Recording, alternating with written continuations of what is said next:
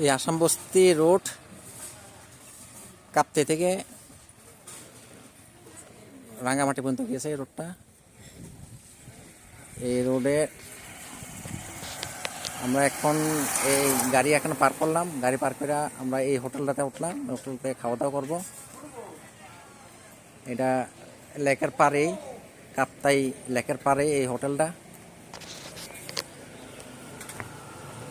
এদিকে হলো গিয়া টয়লেট ওয়াশরুম, এই হলো গিয়ে এদিকে হলো গিয়ে ওয়াশরুম, আর এদিকে লেক।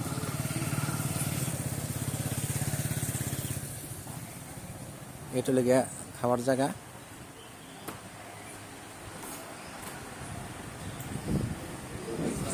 খুব সুন্দর পরিবেশে খাওয়ার জায়গা, পুরাটাই বাঁশের তৈরি।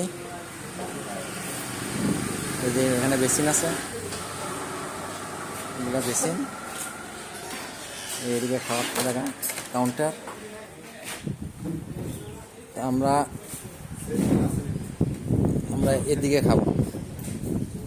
এই হলো লেক, এই যে রোড রাস্তাটা, এদিক দিয়ে আসছে রাস্তাটা। এই হলো গিয়া ওই যে কাপ্তাই দেখা যাচ্ছে, আর এই হলো গিয়া কাপ্তাই লেক। এই জায়গাটাতে সুন্দর সিঁড়ি আছে, কাঠের সিঁড়ি, কাঠের সিঁড়ি দিয়ে নামলাম।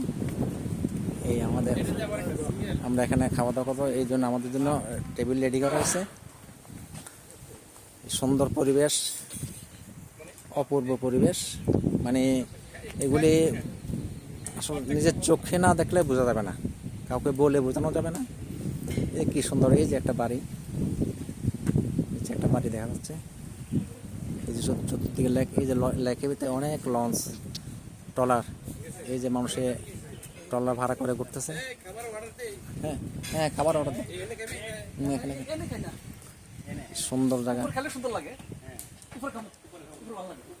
এই যে জায়গা, সুন্দর জায়গা।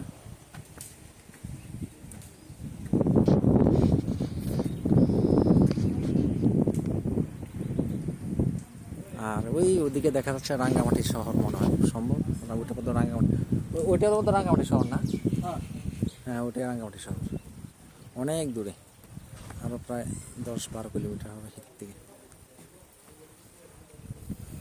আসাম বস্তি যে রোডটা, এটা একটা অপূর্ব একটা রোড। এটা এত সুন্দর রাস্তা, পাহাড়ের উপর দিয়ে আসছে রাস্তাটা, লেকের পার দিয়ে, পাহাড়ের উপর দিয়ে রাস্তাটা আসছে।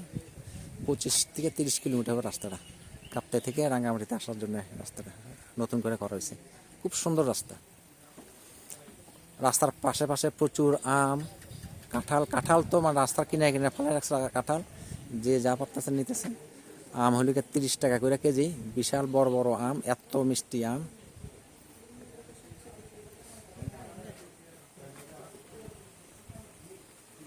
আমাদের খানার অর্ডার দেওয়া হচ্ছে। এখানে যে খাবার, সেটা মেনু হলো গিয়া এই যে এই লেকেরই মাছ, চাপিলা মাছ, রুই মাছ। ধন্যবাদ।